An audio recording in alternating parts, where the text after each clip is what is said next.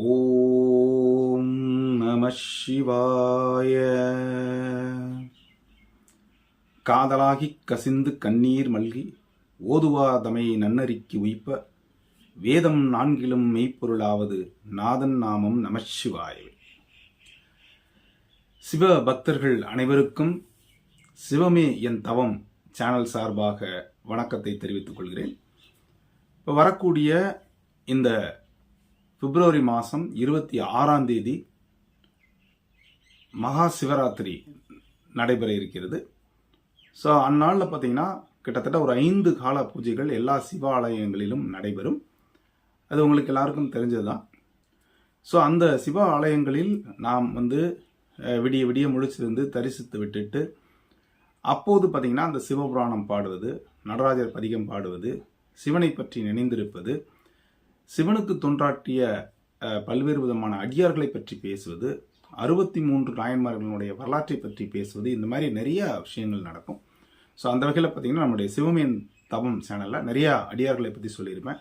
So இன்றைக்கி நம்ம பார்க்கக்கூடிய அந்த 63 நாயன்மார்களில் ஒருவரான எரிபத்த நாயனாரை பற்றி தான் நம்ம இன்றைக்கி பார்க்க போகிறோம். அவருடைய வரலாறை முழுமையாக பாருங்கள். நம்முடைய சிவமேன் தவம் சேனலை சப்ஸ்கிரைப் பண்ணால் சப்ஸ்கிரைப் பண்ணிவிடுங்க.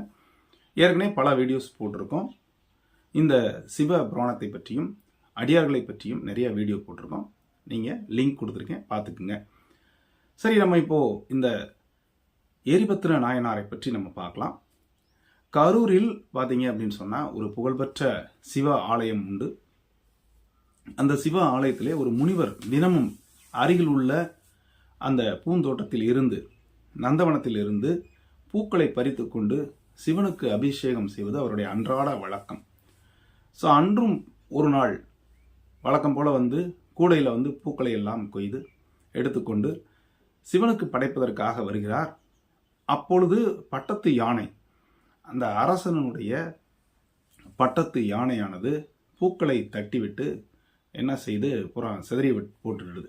கூடவே யானையுடைய பாகன் வர்றாங்க, அதோடு சேர்ந்த காவலர்கள்லாம் வர்றாங்க, வீரர்கள்லாம் வர்றாங்க. யானையானது அந்த பூக்கடையை தள்ளிவிட்டு அந்த பூக்களை எல்லாம் சிந்திருது. இது பார்த்தவொடனே அந்த முனிவருக்கு ரொம்ப ஒரு பயம். ஐயோ, சிவனுக்கு படைக்க வேண்டிய அந்த மலர்கள்லாம் வீணாயிற்று அப்படின்னு சொல்லிட்டு ரொம்ப பயந்து போய் அப்படியே நிற்கிறாரு, என்ன செய்வதென்றே அறியாமல். அப்போது பார்த்தீங்கன்னா ஒரு சிவ பக்தர் வர்றார், பார்க்குறாரு இங்கே நடக்கிறதெல்லாம். அவருக்கு பார்த்தீங்கன்னா பயங்கரமான கோபம். இவ்வளோதான் நடக்கணும் அப்படின்னே தெரியாத அளவுக்கு ஒரு கோபம். உடனே அந்த வாளை எடுத்து அந்த யானையை துண்டாக்கிறார், வெட்டி போட்டுறார். அதை தடுக்க வந்த பாகன், அதாவது யானையை ஏன் அந்த பூக்கடையை தள்ளிவிட்டதுன்னு கேட்க இல்லை கண்ட்ரோல் பண்ண முடியாத அந்த பாகன் மற்றும் வீரர்கள் எல்லாத்தையும் வெட்டி சாச்சிடுறார். அப்போ எல்லாரும் அப்படியே ஒரு திகச்சு போய் பயங்கரமாக இருக்கிறாங்க. இதை கேள்விப்பட்ட உடனே அரசரானவர் வருகிறார் வேகமாக. அங்கே வந்தவுடனே என்ன நடந்ததுன்னு கேட்கும்போது அந்த முனிவரானவர் சொல்கிறார், இந்த மாதிரி நான் தினமும் சிவனுக்கு பூக்களை அர்ச்சனை செய்வேன். அவ்வாறு செய்யும்போது தங்களுடைய பட்டத்து யானை அந்த பூக்கடையெல்லாம் சிதறிவிட்டது. அதில் கோபமுற்ற இந்த சிவபக்தர் பாருங்க, கையில் வாளோடு இருக்கிறார், யானையை வெட்டி போட்டார். அதை தடுக்க வந்த பாகன் மற்றும் வீரர்கள்லாம் வெட்டிவிட்டு அந்த ரத்தம் சுட்ட நிற்கிறார் அப்படின்னு சொன்னோடனே பாருங்க, அரசர் கோபம் கொள்ளாமல் அந்த சிவபக்தரை நோக்கி சென்று, ஐயா, உங்களை வணங்குகிறேன். நீங்கள் உண்மையிலே தண்டிக்க வேண்டியது என்னைத்தான். பிகாஸ் பட்டத்து யானை என்பது என்னுடைய யானை. ஸோ அந்த யானை தவறு செய்வது நான் தவறு செய்வதற்கு ஒப்பாகும். எனவே இதோ இந்த வாளை கொண்டு என்னை வெட்டி விடுங்கள் அப்படின்னு சொல்லிட்டு அந்த வாளை எடுத்து அவர் முன்னால், அந்த எரிபத்த நாயனார் முன்னால் கொடுக்குறார், அந்த சிவபக்தர் முன்னால்.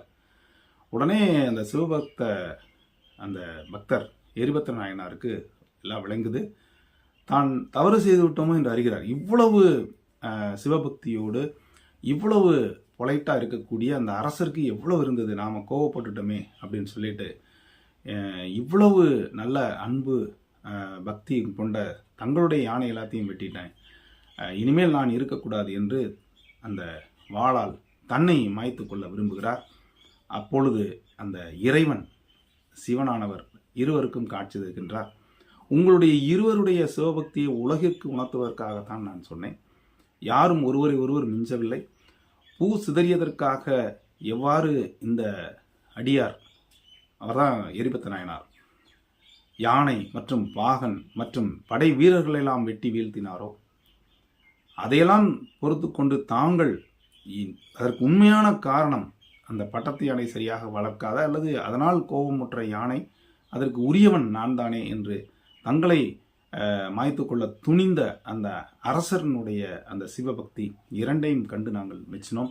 இதை உலகிற்கு சொல்ல வேண்டும் என்ற ஒரே காரணத்துக்காகத்தான் அப்படின்னு சொல்லிட்டு அந்த அசரீரியானது மறைகிறது. அவர்தான் சிவன்.